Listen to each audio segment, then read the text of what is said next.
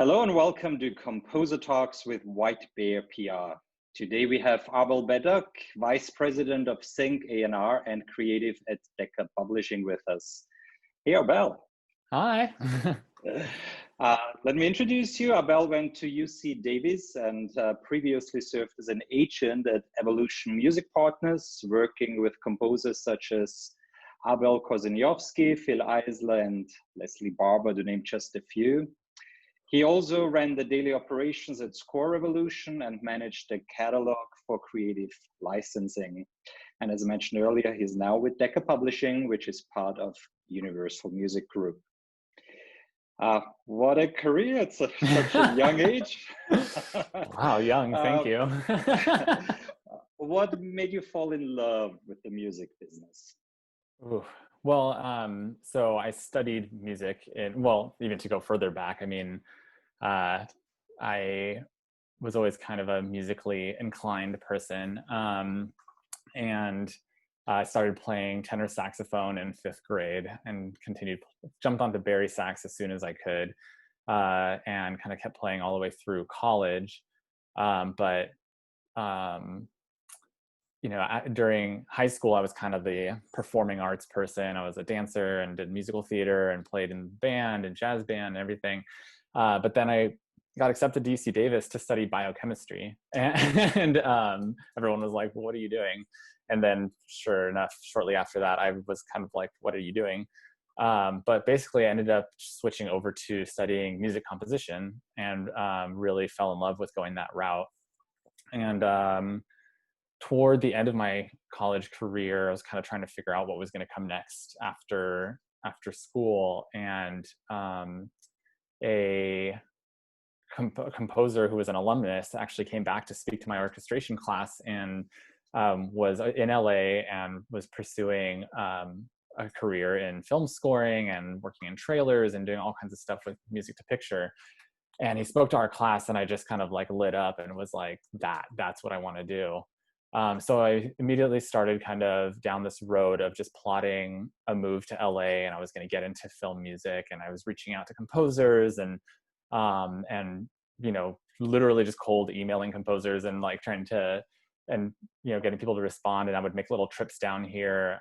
One of them actually was Joe Trapanese was like really sweet. And this was like right after he had done Tron, and he got like breakfast with me and was just like so insightful and like so sweet to meet with this just kind of like new college grad that was trying to just like get into film scoring.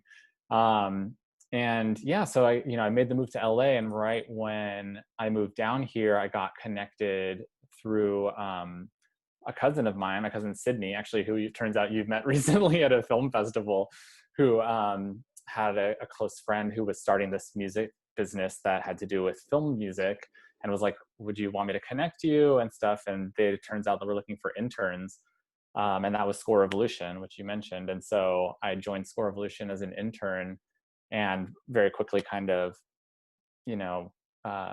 just really fell in love with, I was listening to film scores and tagging music, and then it's kind of started taking over looking after the catalog and really got involved in that and got hired and just kind of was one of those go-getters and just kind of jumping in and trying to help where I could and just kind of like moving my way up and everything. And along that way, I kind of did some soul searching and realized I was really falling in love with the music business and particularly with working with composers. So I kind of let go of the film scoring side, but just decided to work with it in a different capacity. So then, yeah, I kind of moved my way up there, ended up kind of running, like you said, running the day-to-day of Score Revolution, everything from acquiring new music to managing the catalog and doing, reaching out to clients for licensing, doing all the licensing and quoting. And then I became an agent as well at the sister company, Evolution Music Partners. And so Christine Russell and Seth Kaplan have always been kind of my mentors, and I really kind of started my career with them and fell in love with the music business there. Wonderful. And just to give the last name, Sydney Lewin, a wonderful journalist who's in Berlin at the moment. Yeah, I know. Now you're vice president for Sync Artist Relation at Decca Publishing. Could you tell us a bit about your job, what that entails, and what exactly you do for Decca Publishing? Yeah, definitely. So at a very base level, my job is to procure placements for music from our artists. We have a roster of artists, and I work with. Right now, I kind of focus primarily in sort of film and trailers, but really, like we focus on all media, ads, TV, video games, and so trying to build relationships with music supervisors and various creatives in the space, help them learn a bit more about our artists and our catalog, and pitch music for them, find opportunities for it. But I also work very closely with our roster to kind of do a number of creative things that are all sync related. It could be providing guidance if a composer is interested in writing music that's kind of more geared towards sync, or potentially taking existing music and reworking it for sync, work with sort of outside partners and collaborators to do things like remix music, find opportunities for our artists to collaborate with other artists, whether on our roster or elsewhere, but all kind of generally geared toward the sync industry. So whether it's, toward trailers or toward ads, or, film and TV. Could you talk a bit more about Decca Publishing in general also, and also the benefit for a composer signing with a publishing company and why they should? Yeah, definitely. So Decca Publishing is it's kind of a boutique publisher, but it's a boutique publisher that's really nicely nestled in the Decca Music Group, which is part of Universal Music Group. And it's still a fairly new business, and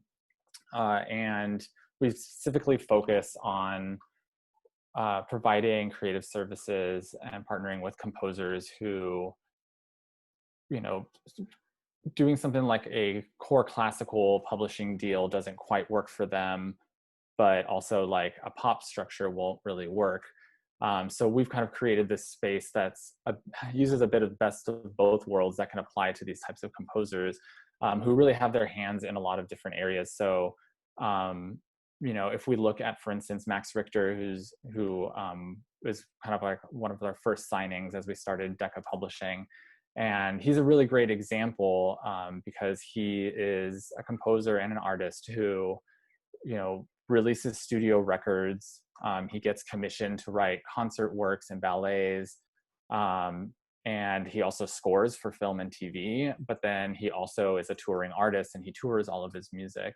And so we're set up to really be able to look after the entirety of his career, and provide creative services that might be needed for that. And so a lot of our roster are artists who kind of work in that way, who have their hands in a lot of different sort of creative avenues, which keeps it really exciting, and it's a lot of fun. And then I guess, the benefit of a publisher, for someone to sign to a publisher, I think, a publisher is really another creative member of someone's team. If they have a manager and an agent, and then you have a publisher who's kind of like, just another person who's helping to work to continue, creating creative opportunities and furthering someone's career. There's at a base level, there's the administrative side of it, that's just kind of like royalty tracking and collection of publishing and looking after it, finding new creative avenues for existing copyrights, existing music that you've already written, finding new opportunities to create new music. So really, it's kind of like, another creative partner to help find like really interesting creative outlets to keep a composer's career moving forward, and just keeping them creating, because that's like always what we want to be doing. Yeah, I mean, working with you and Tash in London, I feel it's almost, part of it is almost like a manager. I see how you're also working on the composer's career. You help with promotion, with public relations. You do little concerts. You introduce them in the industry. So is this now more than a regular publisher used to do, or I feel the lines are very blurred up now between a manager and agent publisher. Yeah, I mean, I wouldn't say they're like too blurry because we work very closely with all the agents. A lot of our artists do have managers, and we work directly with them. So like I said, again, it just kind of becomes this sort of like creative team who are all working toward this common goal of like finding really great new opportunities to keep this composer's career progressing, and just kind of helping them and providing them insight, helping make connections where we can. But yeah, I mean, we definitely are a very hands-on publisher. And again, like I said, like we're kind of set up as more of like a boutique publishing company. And the really nice thing about that is that we have a very sort of like family atmosphere. We're a very tight team that work at Decca Publishing, and we also kind of keep that as well with our roster. So we work very closely with our composers. We really love them. We've really kind of curated a really wonderful roster, and it's all people who we can, put in a room together and they're really just going to mesh. And we've done that, and it does happen. And it's really a really wonderful thing to see. And like I said, we often find opportunities for our various composers to collaborate with each other, and I think that's a really special thing. So yeah. Yeah, I've been in the room, and it's always awesome event. It's a good vibe. Together. It's a good vibe, yeah. So what do you look for in a composer you like to work with? Or if I should rephrase, when do you think a composer is ready to approach you also? When is it a good time to get in touch with you guys? Yeah, I mean, I kind of see this similar because, having worked as an agent and just working around composers a lot, I think there's always also a similar question of like, when should you like seek out an agent? And I think the answer is fairly similar. I think it's, it's the setup of this is similar in that it's like, it's a partnership, and so there needs to be a certain amount that you're already kind of bringing to the table, and there's something that we can bring to the table that together is going to make sense to, again, be pushing your career forward.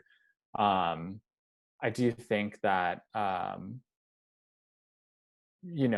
think there's something to say for, waiting till maybe it's something where like we're noticing the work that you're already doing. It's not always something I think that it needs to be too sought out after, I guess. We're very present as a company. We're very present in the space.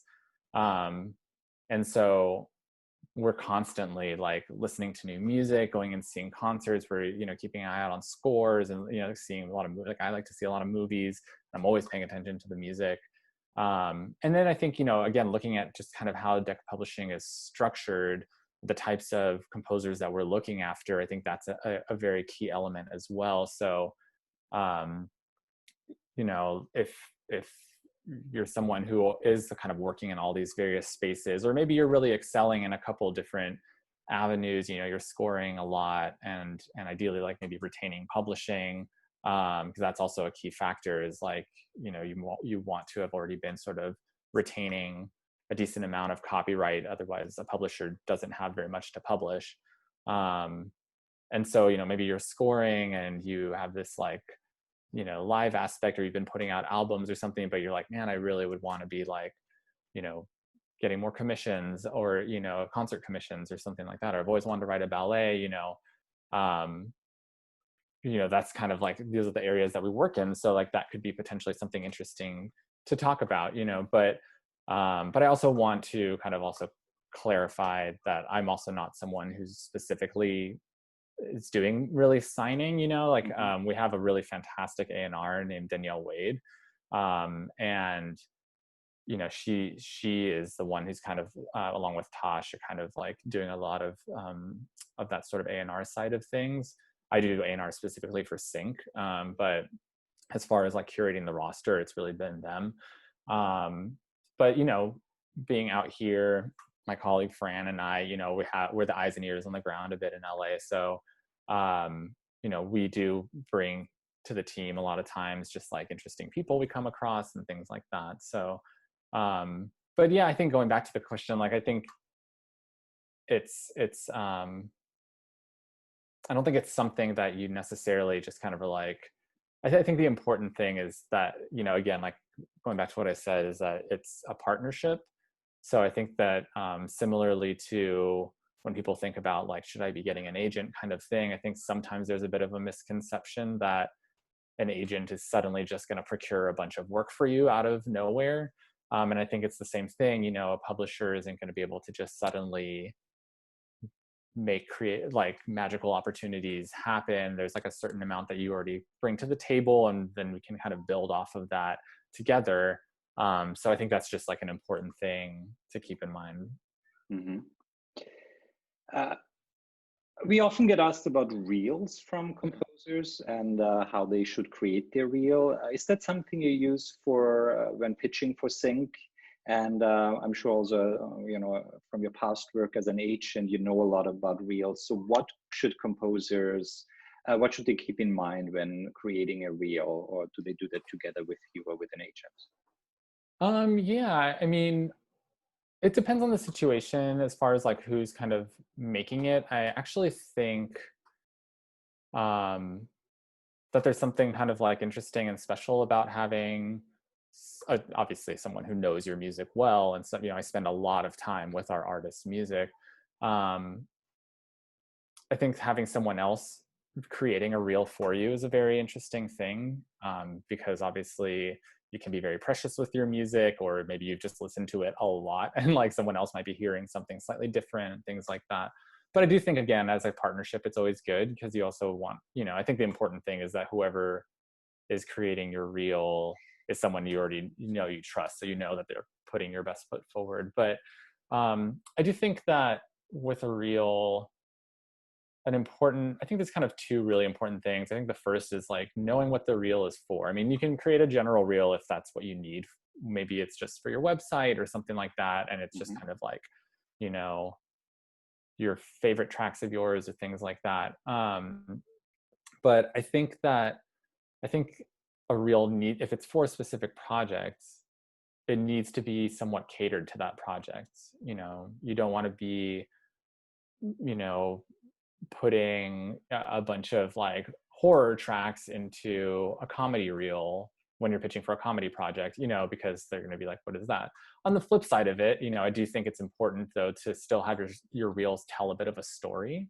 I think ideally, if for instance you're pitching on a scoring opportunity, you want that director or producer or music supervisor or whatever creative you're pitching to, you want them to be listening to this reel and be going, I hear my score in this. Like, that's the score that I want. That's what I'm looking for. So I think the reel should tell a little bit of a story potentially. And because of that, I think also, for instance, if you are pitching for a horror film, a horror film could have like a love story subplot, so it's not to say you shouldn't put maybe a relative cue in there that maybe leans a little more beautiful romantic or something, and not just hit them over the head with, I can write dark music. But so I think it's just, I think there is a little bit of a craft to reel making. And I do think it's something that is important because it is your way of showcasing yourself to someone that potentially before you're able to meet them, before anything, the first thing they might be doing is listening to your reel. And so you want that to kind of speak for itself in a sense. But I also think, another reason I think sometimes it's good having someone else create a reel for you is because I think if it's your own music, sometimes it can be like, oh, but I really want them to hear this. Oh, I really want them to hear this. And then you suddenly realize you have like a reel with 30 cues in it. And realistically, someone's probably not going to listen to that many cues. So I think it's also really important to figure out how to like very concisely get, across what you want this person to know about you as a composer and how it relates to the project that you're working on. So I really kind of think also just, 10 to 15 tracks max, and just have confidence in the music you're putting there, put what you feel is your own sort of like best foot forward in that. So, but I do think reel making is, like I said, I think it is a bit of a craft, and I think it is an important thing. It's just, yeah, I think it's just really important to always have in mind what it is you're creating it for, to keep it focused on that. If it's something that's more for in the sync world or something like that, rather than it specifically being scoring something, there might be a reason for showcasing a couple different styles that you can do. Whereas maybe if it's a score and you already know a bit of like what they're looking for, then you can really tailor it to that. So, yeah. Which just brings me to a good idea for a new business, a real A real coach, or, real guidance or whatever. Real guidance. Yeah, I like that. So you work with amazing talent, from Max Richter, Clint Mansell, Ben Frost, Alex Summers, to name just a few. They all have their unique voice, I feel. They all have their unique style. How important do you think it is in our industry nowadays to have your niche, to have your unique voice, versus being a composer that does it all but is hard to grasp, maybe? Yeah, I do think that having a unique voice is one of the most important things. I think it's one of the most valuable things. I think that it's also, once you start getting work because of that unique voice, it's that much more gratifying, because you know that you're getting that work for because it's you. But I think, most composers will probably even say, like, to an extent, you kind of have to be able to do everything. And I think it's just more about how you're presenting yourself. You may be able to write in a multitude of styles, and again, most composers really can, but it's, I guess, focusing in and honing in on like what you first of all, what you really want to be writing, and then what your voice is within that, and really figuring out how to present that, if it's on your website or wherever it is that you're kind of presenting yourself in your reels. I think it is this balance, because you probably want to get hired on a job because of a specific unique sound, but that job you get hired on may then require a random, if you're getting hired to do a big lush score, but then they're like, we really need this rock cue or something like that, and you're like, oh great, I know how to do that. I'm not going to say that I'm a rock composer, but like, yeah, I can create that for you. So I do think that's important. But particularly with a lot of the really amazing like artists that I'm fortunate to get to work with, and like some of the few that you named as well, like we really have sought out some really unique voices. So I think, we get reached out to for various things because people even just know who is on our roster. So they know like there's a certain sound that they're looking for that they can reach out to us for, if it's something like really beautiful and emotional, and they're like, we know you have Max Richter, and, we want that sound right now. Or if it is really, we represent Kelly Lee Owen, so it's like if you want some like really cool, like ethereal, like electronic with beats, and like there's just like a lot of very unique voices who are also just working a lot right now to keep creating more unique sounds and creating more unique approaches to things. And I think that's also the really exciting thing. We work with a lot of innovators, and I think that's something that's really important, but they have the ability to do a lot of different things still. But I do think, I think that that really, finding, I think there's something really valuable in taking the time to find your unique voice. There are a lot of composers out there, and you want to figure out what it's going to be that's going to make you stand out and catch people's attention, and you want it to be something that you're also very proud of, so I think from that standpoint, it is really very important. much agree. Yeah. So my last question is a more personal question. You directed a marching band during university. Do you still do that? I did. No, I don't.